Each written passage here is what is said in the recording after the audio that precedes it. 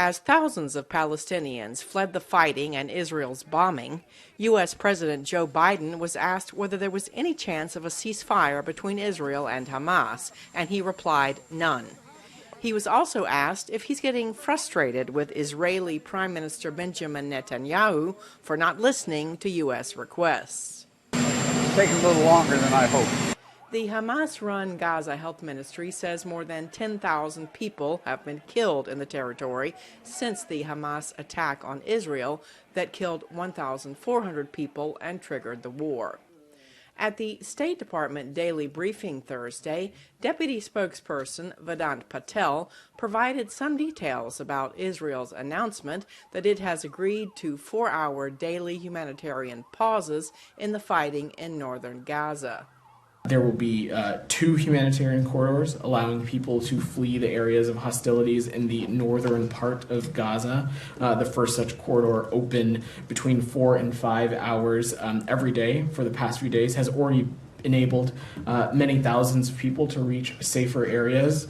The second route along the coastal road will enable many more thousands to reach safer areas in the south. On Capitol Hill Wednesday, anti-Israeli government protesters showed up to a hearing where most Democratic and Republican lawmakers expressed their strong support for Israel.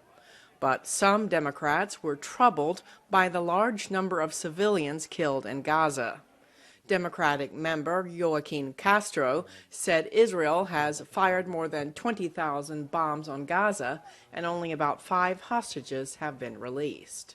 It seems to me that Prime Minister Netanyahu is prioritizing collective punishment over the release of hostages. And I'm very concerned about that. Another Democrat was concerned that new House Speaker Mike Johnson might be playing politics with U.S. military funding for Israel. Speaker Johnson brought an Israel-only supplemental to the floor. This supplemental is unprecedented. It conditions aid to Israel on domestic policy objective and stands no chance of passing through the United States Senate. The Republican chairman of the House Foreign Affairs Committee, Michael McCaul, said he agrees. And let me just say, I too agree we need to move swiftly on a national security aid package that both addresses the threat from Russia to Ukraine and Europe, the threat from Communist China to Taiwan and the Pacific, the threat from the Ayatollah in Iran to Israel by its proxies and the southwest border.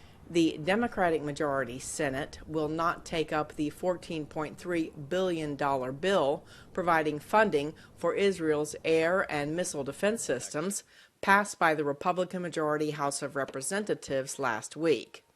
Democrats objected to Republicans paying for the aid to Israel by making cuts to the budget of the Internal Revenue Service, the agency responsible for taxation. Cindy Sain, VOA News.